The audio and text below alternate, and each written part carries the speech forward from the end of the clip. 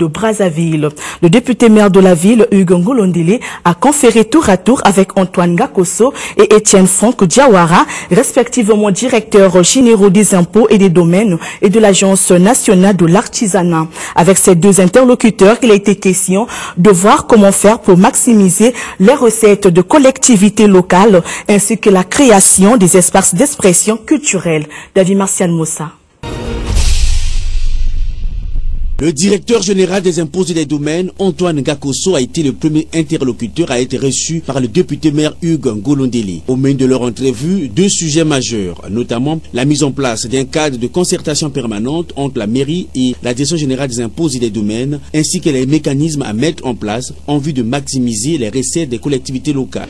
Le budget de la mairie est alimenté par certains impôts que nous appelons les impôts des collectivités locales, qui sont collectés par la Direction générale des impôts et des domaines.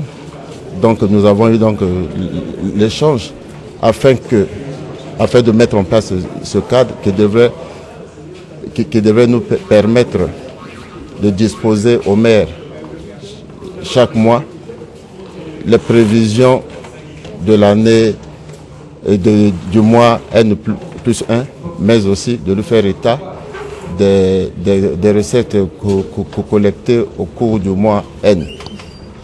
Ça, c'est le premier point. Le deuxième point, on a vu le problème de comment faire pour augmenter le rendement des recettes de la collectivité locale.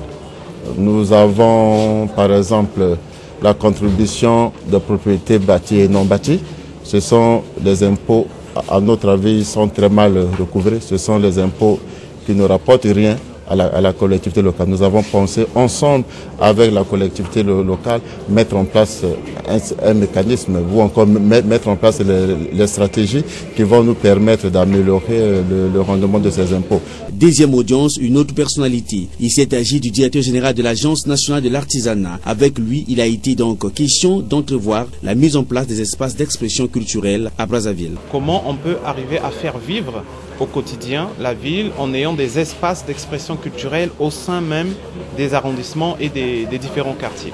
C'est aussi une mise en place de deux équipes, une à la mairie, une à l'Agence nationale de l'artisanat, qui vont travailler ensemble pour finaliser le dossier et puis à ce moment-là, le dossier sera soumis aux deux autorités qui seront en mesure de trancher sur l'une ou l'autre option à venir, mais vraiment ça concerne la vie culturelle de la ville de Brazzaville. Il s'est d'indiquer qu'une fois ces projets réalisés, cela permettra assurément à la mairie centrale de faire aboutir tous ces projets qui n'ont pas été par faute de moyens.